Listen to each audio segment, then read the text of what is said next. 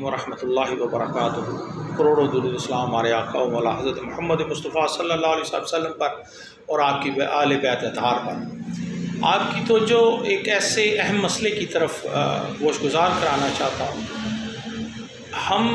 ہمارے بچے نہ صرف آج کل اس معاملے میں ملوث ہیں بلکہ ہمارے بڑے بھی، جن کو ان چیزوں کا ادراک نہیں، ان تک بھی یہ پیغام نہ صرف پہنچائیں بلکہ ان کو بتائیں کہ یہ کتنا بڑا سخت معاملہ ہے کہ آج کل ہمارے لوگ گانے سننے میں، میوزک سننے میں اس قدر محو ہو گئے ہیں کہ ان کو احساس ہی نہیں رہا کہ یہ جو اشعار کہا جا رہے ہیں یہ کفریہ کلمات تو نہیں، ایسے کلمات تو نہیں جو دین سے خارج کرنے کا باعث بنے آپ کے لیے۔ علماء نے کہا ہے کہ ایسے الفاظ سننا جن میں کفر کلمات ادا کیے گئے ہوں تو ایسے کلمات سے آپ کا ایمان آپ کے اندر سے خارج ہو جاتا ہے۔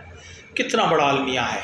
آپ کا ایمان بھی خارج ہو گیا، اگر شادی شدہ ہے تو آپ کا نکاح بھی باطل ہو گیا۔ آپ کو تجدید ایمان اور تجدید نکاح کرنا پڑے گا، تب آپ اس کے ساتھ بیوی کے ساتھ زوجیت کے حقوق ادا کر سکیں گے، ورنہ حرام کاری میں ملوث رہیں گے۔ کیا یہ ظلم نہیں؟ کیا یہ اتنا بڑا المیہ نہیں؟ کیا ہمیں اس چیز کا ادراک نہیں؟ ہمیں احساس ہونا چاہیے کہ ہم یہ کتنا بڑا ظلم کر رہے ہیں۔ مرنے کے بعد انسان کو پتہ لگے کہ میرے اندر تو ایمان تھا ہی نہیں، میں ساری زندگی نمازیں پڑھتا رہا، میں ساری زندگی روزے رکھتا رہا، ایسے عمل کر کر دل سے ایمان کو خارج کرا دیا، کتنا بڑا ظلم ہے۔